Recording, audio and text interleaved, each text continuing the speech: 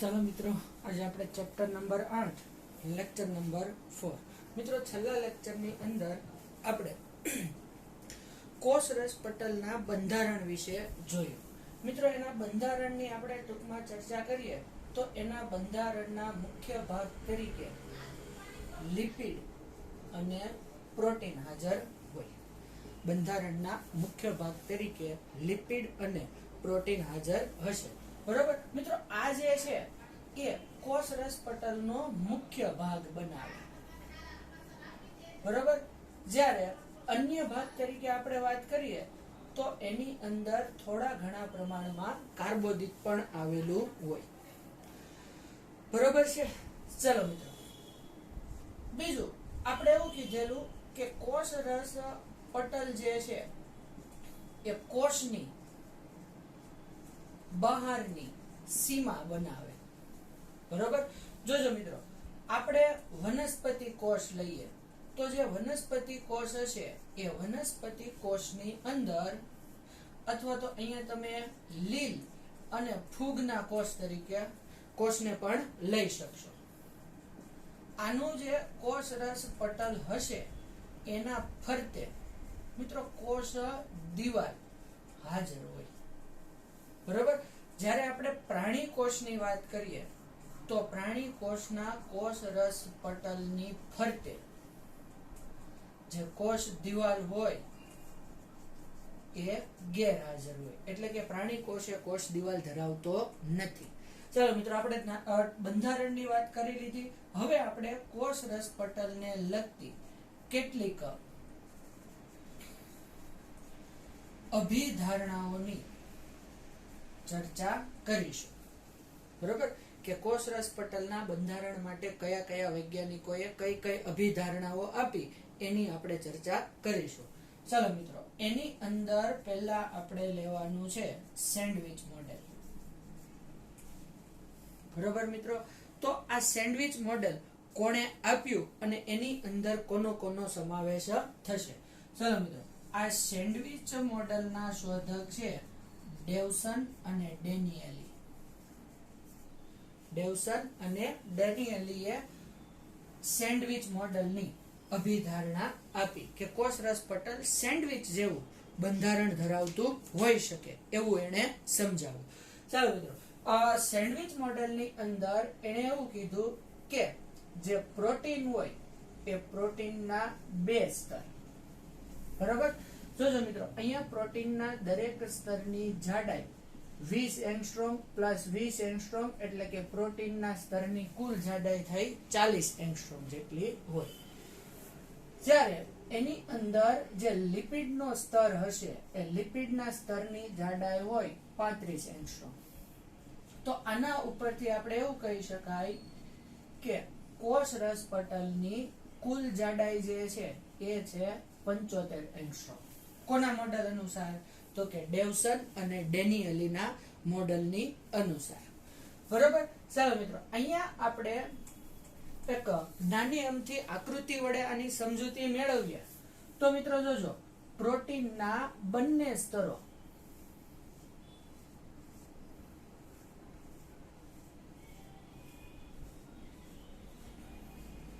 વીસ એંગસ્ટ્રોમની જાડાઈ ધરાવશે. ચાલો મિત્રો, એની અંદરની તરફ લિપિડનું સ્તર આવેલું હોય.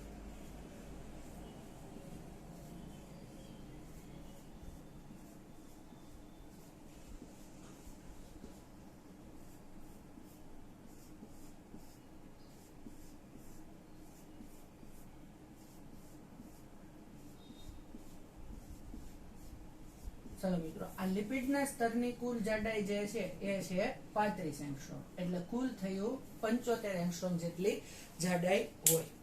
બરોબર છે. ચાલો મિત્રો, અહીંયા જે આ પ્રોટીન છે, બરોબર, આ જે લિપિડ જે છે એ લિપિડનું શીર્ષ અને આ થઈ લિપિડની પૂંછડી. બરોબર, એટલે કે લિપિડની અંદર શીર્ષ અને પૂંછડી એવા બે ભાગો હશે. ચાલો હવે આપણે એમાં લિપિડની ગોઠવણી લઈએ તો જો, લિપિડમાં જે શીર્ષ જે છે એ બહારની તરફ, જ્યારે લિપિડની પૂંછડી જે છે એ અંદરની તરફ ગોઠવાયેલી હોય, લિપિડનું શીર્ષ જે છે એ બહારની તરફ અને પૂંછડી જે છે અંદરની તરફ. શીર્ષ જે છે એ ધ્રુવીય છે, જ્યારે પૂંછડી જે છે એ અધ્રુવીય છે. ચાલો મિત્રો, પહેલા આપણે આ ભાગ લઈશું કે પ્રોટીન પ્લસ જે લિપિડનું શીર્ષ હોય આનું જોડાણ શેના વડે થયેલું હોય? પ્રોટીન અને લિપિડના શીર્ષનું જોડાણ જે છે એ શેના વડે થયેલું હોય? તો કે આ બંને વચ્ચેનું જોડાણ હાઇડ્રોજન બંધ અથવા તો આયોનિક બંધ વડે થાય. એ પછી આપણે લઈએ લિપિડનું શીર્ષ અને પૂંછડી, આ બેનું જોડાણ કયા બંધ વડે? તો કે વાન્ડર વાલ્સ બંધ વડે થાય. ચાલો મિત્રો, અહીંયા મોડેલ આપણે કયું લીધું એ ખાસ યાદ રાખવા જેવું છે. કયું? તો કે ડેવસન અને ડેનિયલીનું સેન્ડવિચ મોડેલ. અને આ મોડેલની ખાસ વાત એ છે કે આ મોડેલ સ્વીકાર્ય નથી. મોટાભાગના વૈજ્ઞાનિકો ડેવસન અને ડેનિયલીના સેન્ડવિચ મોડેલને સ્વીકારતા નથી. આ થઈ આ મોડેલની એક ખાસ વાત. બરાબર? તો મિત્રો, આ થઈ પહેલી અભિધારણા. શેની? તો કે કોષરસ પટલના બંધારણ માટેની ડેવસન અને ડેનિયલીની અભિધારણા. ચાલો મિત્રો, હવે આપણે બીજી અભિધારણા લઈશું. તો બીજી અભિધારણા જે છે એ છે એકમ પટલ સંકલ્પના. બીજી અભિધારણા જે છે એ છે એકમ પટલ સંકલ્પના. ચલો મિત્રો, આ અભિધારણા કોને આપી? તો કે રોબર્ટસન નામના વૈજ્ઞાનિકે આ અભિધારણા આપી. ચલો, એકમ પટલ સંકલ્પના અનુસાર કોષરસ પટલ કઈ રીતનું બંધારણ ધરાવશે? તો એકમ પટલ સંકલ્પના અનુસાર લિપિડના સ્તરની વચ્ચે પ્રોટીનનું સ્તર હાજર હોય, આવી અભિધારણા આ ધરાવે છે. પરંતુ જોજો કે રોબર્ટસનની એકમ પટલ સંકલ્પનાનું મોડેલ એટલે કે આ મોડેલ પણ સંપૂર્ણ સ્વીકાર્ય નથી. એટલે આ પણ આપણને કોષરસ પટલના બંધારણ વિશે સંપૂર્ણપણે સાચી સમજૂતી આપતું નથી. ચાલો મિત્રો, આ બે અભિધારણાઓ એવી છે કે જે સંપૂર્ણ સ્વીકાર્ય નથી, પરંતુ એના કેટલાક ભાગો સ્વીકાર્ય છે. જેમ કે દરેક કોષરસ પટલના બંધારણની અંદર લિપિડ અને પ્રોટીન હાજર હોય જ. દરેક કોષરસ પટલના બંધારણની અંદર લિપિડ અને પ્રોટીન હાજર હોય. ચાલો, તો હવે આપણે ત્રીજી અભિધારણાની વાત કરવાની છે. ચાલો, ત્રીજી અભિધારણા છે એ છે ફ્લુઇડ મોઝેઇક મોડેલ. ચાલો મિત્રો, આ ફ્લુઇડ મોઝેઇક મોડેલની શોધ કોણે કરી? તો કે સિંગર અને નિકોલસને 1972 માં. સિંગર અને નિકોલસને આ મોડેલ 1972 ની અંદર આપ્યું. ચાલો, આ મોડેલ અનુસાર લિપિડના બે સ્તરોની વચ્ચે પ્રોટીન ગોઠવાય. આનો મુખ્ય ભાગ છે કે લિપિડના જે બે સ્તરો હશે એની વચ્ચે પ્રોટીનનું સ્તર ગોઠવાયેલું હશે. ચાલો મિત્રો, અહીંયા પહેલા આપણે આની અંદર રહેલા લિપિડની ચર્ચા કરીશું કે આમાં લિપિડ કયા પ્રકારનો હોય. તો જોજો મિત્રો, લિપિડની અંદર મુખ્ય ભાગમાં બે હશે. એક હશે ફોસ્ફોલિપિડ, બરોબર, અને બીજો છે કોલેસ્ટેરોલ.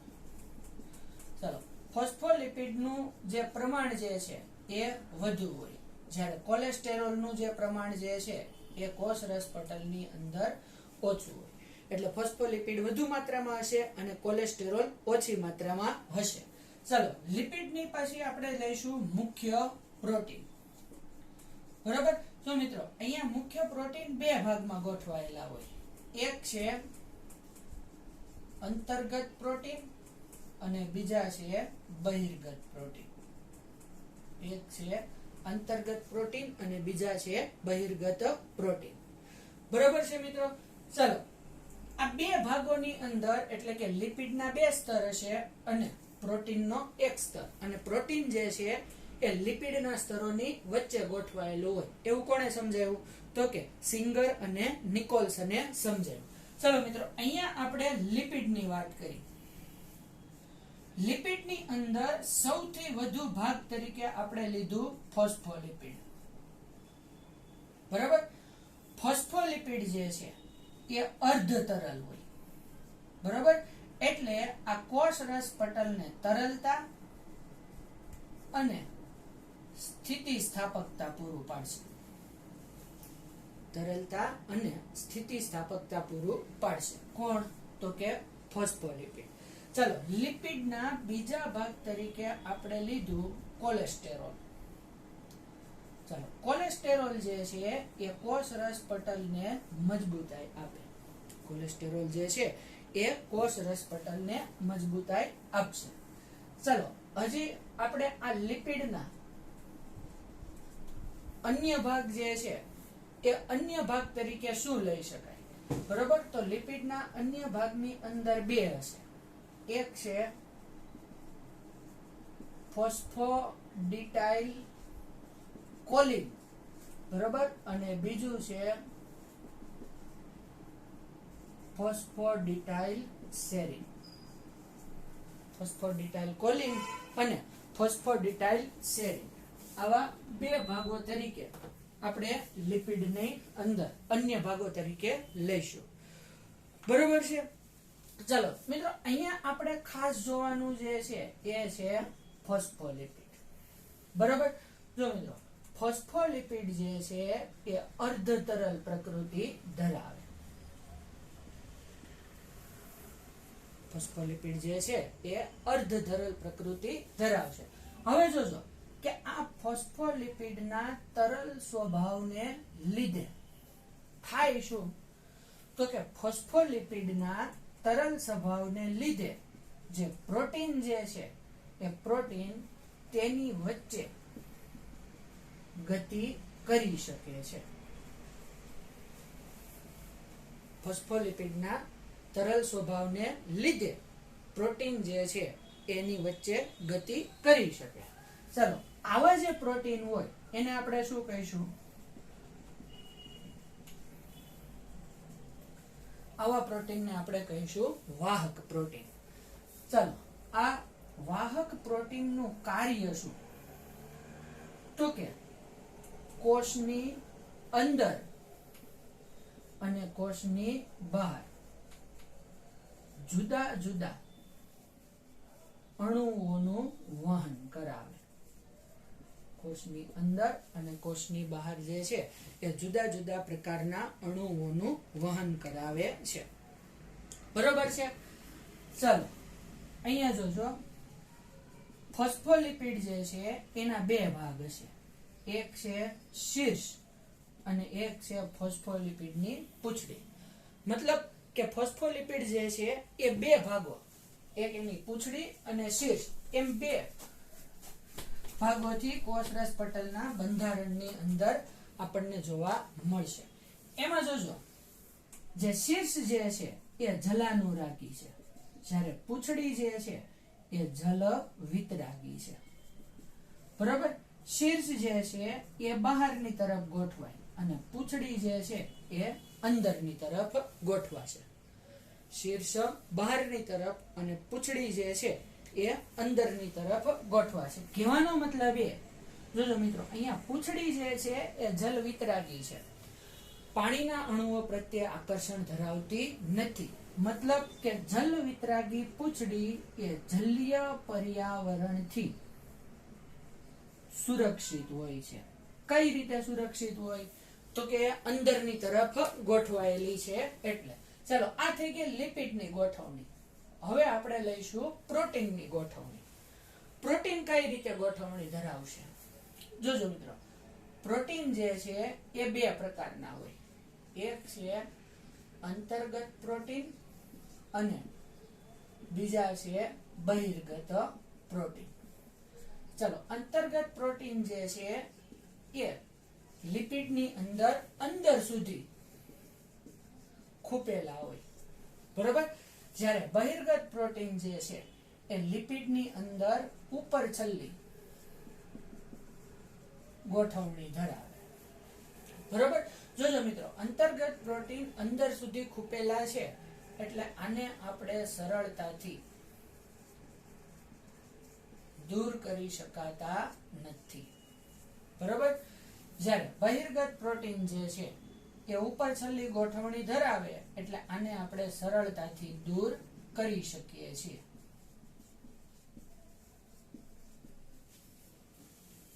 બરોબર છે મિત્રો.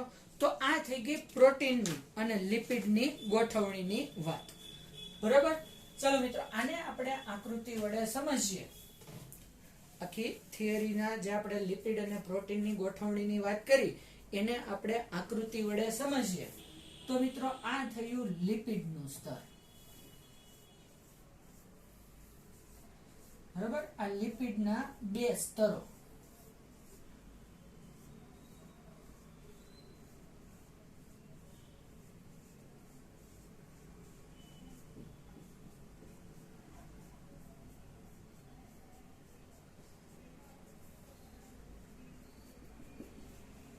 ફોસ્ફોલિપિડના બે સ્તર, બરાબર. હવે મિત્રો, ઘણા પ્રોટીન આની અંદર સુધી ખૂપેલા હોય, બરાબર. આવી રીતે આવા પ્રોટીન છે એને આપણે સરળતાથી દૂર કરી શકતા નથી. આને આપણે કહીશું અંતર્ગત પ્રોટીન. ઘણા પ્રોટીન જે છે એ આવી રીતે બહાર ઉપર છલ્લી ગોઠવણી ધરાવશે. આને આપણે કહીશું બહિર્ગત પ્રોટીન, બરાબર. તો ફોસ્ફોલિપિડના સ્તરની અંદર પ્રોટીન બે રીતે ગોઠવાયેલા હોય, અંતર્ગત રીતે અને બહિર્ગત રીતે. ચલો મિત્રો, અહીંયા આપણે પ્રોટીનની વાત કરીએ, બરાબર. તો આ પ્રોટીનની અંદર કેટલાક જે પ્રોટીન જે છે, કેટલાક પ્રોટીન જે છે એ તંતુમય પ્રોટીન હોય. કેટલાક પ્રોટીન જે છે એ તંતુમય પ્રોટીન હોય, બરોબર. આ તંતુમય પ્રોટીન જે છે એની સાથે ગ્લાયકોપ્રોટીન અને ગ્લાયકોલિપિડ હાજર હોય. ચાલો મિત્રો, આ ગ્લાયકોપ્રોટીન અને ગ્લાયકોલિપિડ નું મુખ્ય કાર્ય શું? તો કે તે કોષમાં પ્રવેશતા જુદા જુદા પ્રકારના અણુઓની ઓળખ કરે. કોષમાં પ્રવેશતા જુદા જુદા પ્રકારના અણુઓની ઓળખ કરશે. ચાલો મિત્રો, હવે આપણે કોષ રસ પટલના ઉત્સેચકો લઈશું. તો કોષ રસ પટલમાં ઉત્સેચકોની સંખ્યા લગભગ 30 કરતા વધુ હોય, બરાબર. એમાંથી સૌથી વધુ અગત્યનો ઉત્સેચક કયો? તો કે એમાં સૌથી વધુ અગત્યનો ઉત્સેચક છે એટીપેઝ, બરાબર. અથવા તો આને આપણે કહીશું એટીપી સિન્થેટેઝ. એટીપેઝ અથવા તો એટીપી સિન્થેટેઝ ઉત્સેચક જે છે એ સૌથી અગત્યનો છે. ચાલો, હવે આપણે કોષ રસ પટલના કાર્યોની ચર્ચા કરીશું, બરાબર. ચાલો જોજો, આનું આપણે પેલા મુખ્ય કાર્ય લઈએ. તો કોષ રસ પટલનું મુખ્ય કાર્ય છે વહનનું. કોષ રસ પટલ જે છે એ મુખ્ય વહનનું કાર્ય કરશે. કોષની અંદર અને કોષની બહાર અલગ અલગ પ્રકારના અણુઓના વહન માટે કોષ રસ પટલ એ જવાબદાર હોય. ચલો, હવે અહીંયા જે આપણે વહનની ચર્ચા કરી, બરોબર. વહનની અંદર આપણે હવે લઈશું આ કોષ રસ પટલ દ્વારા થતા વહનના પ્રકારો. તો મિત્રો, અહીંયા વહનના મુખ્ય 3 પ્રકારો છે. કયા કયા? એક છે સરળ વહન, બીજું છે સાનુકૂલિત વહન અને ત્રીજો પ્રકાર છે સક્રિય વહન. ચલો મિત્રો, એની અંદર પહેલા આપણે લઈશું સરળ વહન. ચલો, સરળ વહન જે છે એ વહનનો સાદો પ્રકાર છે, બરોબર. સરળ વહનની અંદર કોઈ પણ પ્રકારની ઉર્જા વપરાતી નથી. બરાબર. સરળ વહન હંમેશા વધુ સાંદ્રતાથી ઓછી સાંદ્રતા તરફ, એટલે કે સાંદ્રતા ઢોળાંશની દિશામાં થાય. સરળ વહન જે છે એ હંમેશા વધુ સાંદ્રતાથી ઓછી સાંદ્રતા તરફ સાંદ્રતા ઢોળાંશની દિશામાં થશે. બરાબર. ચાલો, બીજો વહનનો પ્રકાર આપણે લઈશું, એ છે સક્રિય વહન. સક્રિય વહન જે છે, બરાબર, આની અંદર ઉર્જા વપરાય. બરાબર. ચાલો જો મિત્રો, સરળ વહનની અંદર આપણે એક વસ્તુ લઈએ કે આમાં વહનની ઝડપ કેવી હોય, તો કે વધુ હોય. બરાબર. પરંતુ સરળ વહન ટૂંકા અંતરનું હોય. આની અંદર આપણે સક્રિય વહન લઈએ તો આમાં વહનની જે ઝડપ હોય એ ઓછી હોય. બરાબર. અને સક્રિય વહન લાંબા અંતર સુધી પણ થઈ શકે, પણ દર વખતે લાંબા અંતર સુધી થાય જ એવું જરૂરી નથી. પછી સક્રિય વહન હંમેશા ઓછી સાંદ્રતાથી વધુ સાંદ્રતા તરફ થાય. સક્રિય વહન હંમેશા ઓછી સાંદ્રતાથી વધુ સાંદ્રતા તરફ થશે. ચાલો મિત્રો, સક્રિય વહનનું ઉદાહરણ આપણે લઈએ તો Na+ અને K+ પંપ વડે થતું વહન. બરાબર. ટૂંકમાં કોષરસ પટલની અંદર મોટા ભાગના આયનો હોય એનું વહન જે છે એ સક્રિય રીતે થાય. બરાબર. અને જોજો કે આ વહન માટે પ્રોટીન, વાહક પ્રોટીન આવશ્યક છે. બરાબર. ચાલો મિત્રો, હવે વહનનો ત્રીજો પ્રકાર જે છે એ છે સાનુકૂલિત વહન. મિત્રો, સાનુકૂલિત વહનની એક લાક્ષણિકતા એવી છે કે આની અંદર કોઈ પણ પ્રકારની ઉર્જા વપરાતી નથી. આ વહન પણ ઓછી સાંદ્રતાથી વધુ સાંદ્રતા તરફ થાય. બરાબર. અને આના માટે વહનની સાનુકૂળતા આવશ્યક છે. ચાલો મિત્રો, અહીંયા વહનની સાનુકૂળતા જે છે એની અત્યારે આપણે ચર્ચા કરીશું નહીં. જે તમે નેક્સ્ટ ચેપ્ટરોની અંદર આ વહનની સાનુકૂળતા એટલે શું એના વિશે ભણશો. ચાલો, સાનુકૂલિત વહન કોનું થાય, તો કે જે જલદ્રાવ્ય અણુઓ હોય, અણુઓનું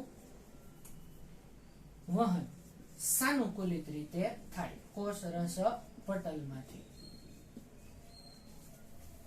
બરાબર. તો મિત્રો, આ થયા વહનના પ્રકારો.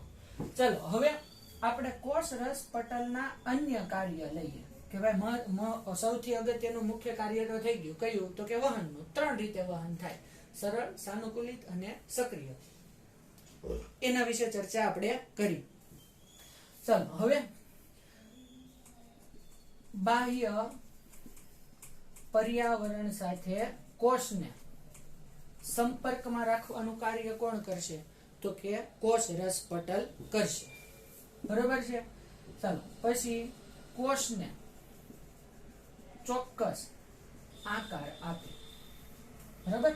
અને ઘણા બધા કોષોના કોષરસ પટલ છે એ ભક્ષણના કાર્ય સાથે સંકળાયેલા હોય. બરાબર. બધા કોષરસ પટલ ભક્ષણના કાર્ય સાથે સંકળાયેલા હોય એવું જરૂરી નથી, પરંતુ ઘણા બધા કોષોના જે કોષરસ પટલ હોય એ ભક્ષણના કાર્ય સાથે સંકળાયેલા હોય. ચાલો મિત્રો, અહીંયા છેલ્લે આપણે વાત કરી ભક્ષણની. તો ભક્ષણ કેટલી રીતે થઈ શકે? ભક્ષણ જે છે એ કેટલી રીતે થઈ શકે? જોજો મિત્રો, અહીંયા ભક્ષણના આપણે 2 પ્રકારોની ચર્ચા કરીશું. એક છે ફેગોસાઇટોસિસ અને બીજું છે પિનોસાઇટોસિસ. ચાલો મિત્રો, ફેગોસાઇટોસિસ એટલે શું? તો કે જે ઘન દ્રવ્યોનું ભક્ષણ થાય, બરોબર, એને આપણે કહીશું ફેગોસાઇટોસિસ. અને પ્રવાહી દ્રવ્યોનું જે ભક્ષણ થાય એને આપણે કહીશું પિનોસાઇટોસિસ. મિત્રો, ભક્ષણના ઉદાહરણ તરીકે આપણે લઈ શકાય કે અમીબાના ખોટા પગ વડે ખોરાકના કણોનું ભક્ષણ. બરોબર. એ જ રીતે બીજું ઉદાહરણ લેવું હોય તો આપણા જે રોગ પ્રતિકારક તંત્રના ભક્ષક કોષો હોય એ ભક્ષક કોષો વડે રોગકારકોનું ભક્ષણ. આને આપણે ભક્ષણના ઉદાહરણ તરીકે લઈ શકાય. બરોબર. ચાલો આગળના કાર્યની આપણે ચર્ચા કરીએ તો કોષરસ પટલનું આગળનું કાર્ય છે ઉત્સર્જનનું. બરોબર. અથવા તો એને બહિર્ત્સર્જન પણ કહેવાય. બરોબર. તો જો કે કોષની અંદર પેદા થતા નક્કામાં દ્રવ્યોનો નિકાલ આ પણ કોના વડે થાય તો કે કોષરસ પટલ વડે થાય, જેને બહિર્ત્સર્જન અથવા તો ઉત્સર્જન તરીકે ઓળખવામાં આવશે. તો મિત્રો, આ થઈ કોષરસ પટલની અભિધારણાઓ અને કોષરસ પટલના મુખ્ય કાર્યની ચર્ચા. નેક્સ્ટ ટોપિકની ચર્ચા આપણે પછીના લેક્ચરમાં કરીશું.